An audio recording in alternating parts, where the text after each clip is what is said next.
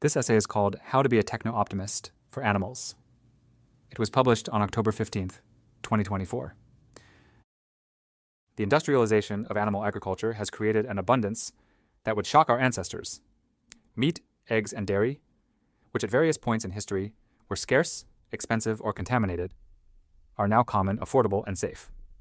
However, in our drive towards economic efficiency, we've shifted much of the true cost of production onto the animals themselves.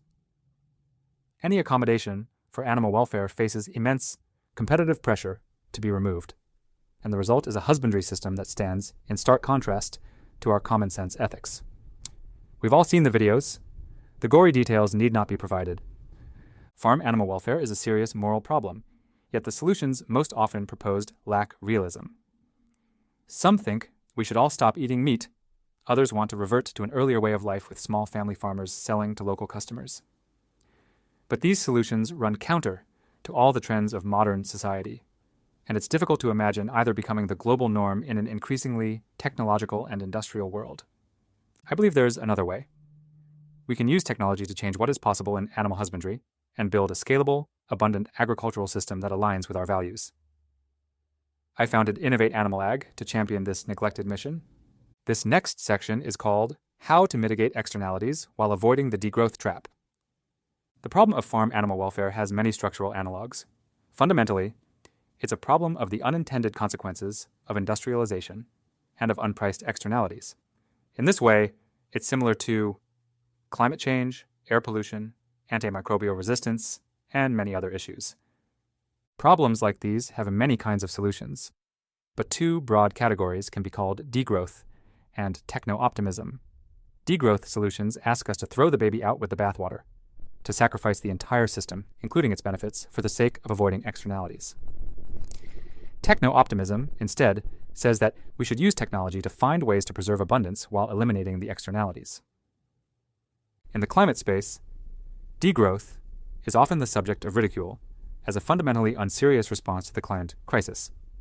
A degrowth advocate might claim that in order to fight climate change, we ought to wash our clothes by hand rather than with a washing machine, or that we should take an inconvenient and time-consuming bike route rather than driving a car. This is a non-starter for those who understand that emissions-producing technologies are an important part of human flourishing in the modern era. The absurdity of degrowth is clearest to those with experience living without modern technology due to poverty or lack of opportunity. When it comes to farm animal welfare, the two dominant solutions, veganism and regenerative agriculture, share this degrowth mindset. Vegans say that the challenges of farm animal welfare are unsolvable, and we should give up on the idea of animal farming entirely. Regenerative agriculture advocates say that we should instead rediscover a pre-industrial method of farming, where animals play a role in enhancing soil health and recycling nutrients. To a techno-optimist, both might seem unserious, considering how much worthy effort has been devoted to solving the problems of hunger and food insecurity through industrialization. But these degrowth solutions are taken more seriously in agriculture than in the climate space because there don't seem to be other options. These solutions, however inadequate, are indeed reacting to a serious problem. The moral urgency of farm animal welfare comes from its magnitude. Every 2 years, the world consumes a number of animals equivalent to the number of humans that have ever lived in history, mostly chickens due to their small size. The conditions in which most of these animals live would shock us if the animals were cats or dogs. One of our fundamental ethical values is care for the powerless, and when we create a new living being, we have an obligation for responsible stewardship. It's hard to say that we always meet this obligation. Almost 90% of Americans believe that many standard agriculture practices are unacceptable, such as keeping an animal in a cage for its entire life, mutilating it without painkillers, or prematurely killing it if it lacks economic value. A similar number believe that farm animals have the same capacity for pain as humans.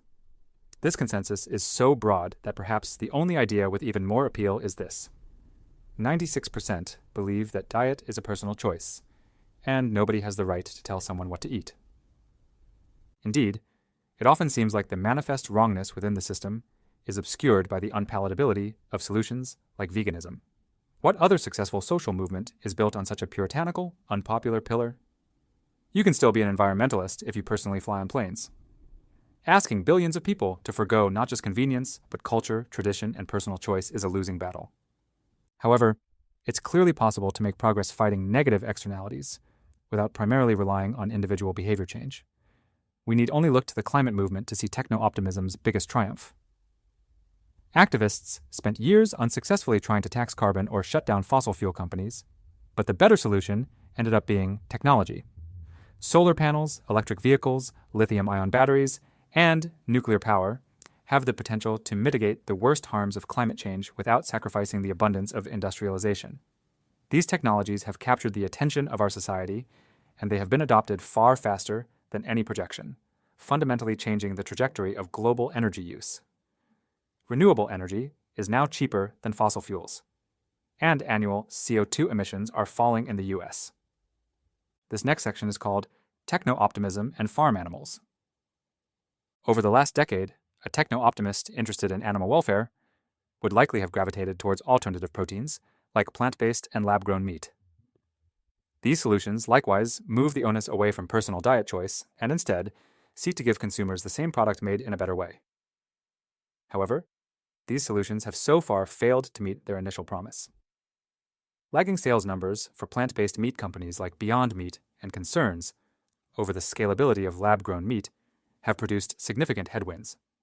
While the long-term future of these technologies is far from certain, a clear-eyed analysis has to acknowledge that animal agriculture will likely be a fixture of human society for the foreseeable future. Fortunately, alternative proteins aren't the techno-optimists' only response to farm animal welfare. We can instead shift focus to agricultural technologies that directly improve the lives of the animals in our stewardship, without sacrificing abundance. Ovosexing is a prime example. One of the consequences of industrialization of the poultry sector is that the breeds of chicken we use for meat and eggs are different. Broiler chickens are optimized to quickly and efficiently convert feed to meat. Layer chickens are optimized to lay eggs as efficiently as possible. This division of labor is why chicken meat and eggs are so affordable today. However, one unintended consequence is that male chicks of the layer breed serve no economic purpose and are therefore killed immediately after hatching. In a practice that's extremely unpopular among consumers that know about it, 6 billion day-old male chicks are killed each year in the global egg industry, usually via maceration. They are ground up alive. Ovosexing allows egg producers to use advanced biotechnology to identify which eggs will hatch male and which will hatch female.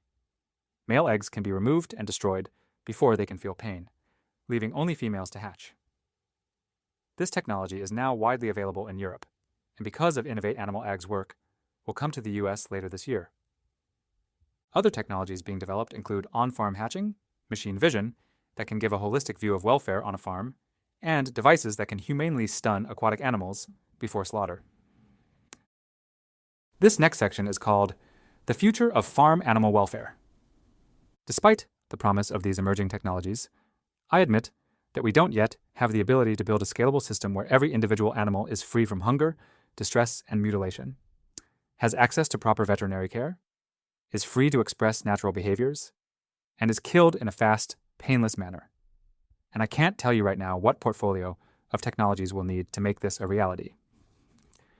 What I can say is that we need to begin imagining this future and investing in solutions that can bring it to fruition.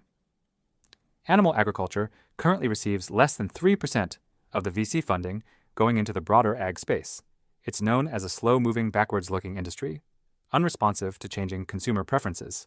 In a stunning narrative violation, all of the most innovative companies in animal agriculture are European, and there is a pervasive and insidious notion in American animal agriculture that we're always 10 to 15 years behind Europe.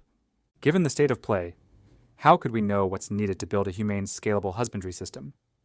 We're in a similar position to the early days of clean technology, when we knew that we needed to transition away from fossil fuels, but we didn't yet know how. The subsequent history of climate innovation gives hope. After decades of innovation and volumes of research being devoted to the problem, we now have a clearer idea of how we'll navigate the climate crisis. Innovate Animal Ag is a think tank whose goal is to start this process for farm animal welfare and bring the techno-optimist mindset to an issue where it's sorely needed. By directing the powers of human ingenuity toward building a humane, scalable agricultural system, Many new ideas and solutions are bound to be uncovered. Farm animal welfare is recognized by diverse thinkers like Noah Smith, Ezra Klein, and Richard Hanania as one of the great moral challenges of our time. We need to start treating it with the seriousness that it deserves, move away from knee-jerk degrowth reactions, and instead learn from other examples of successful externality mitigation in the modern industrial world.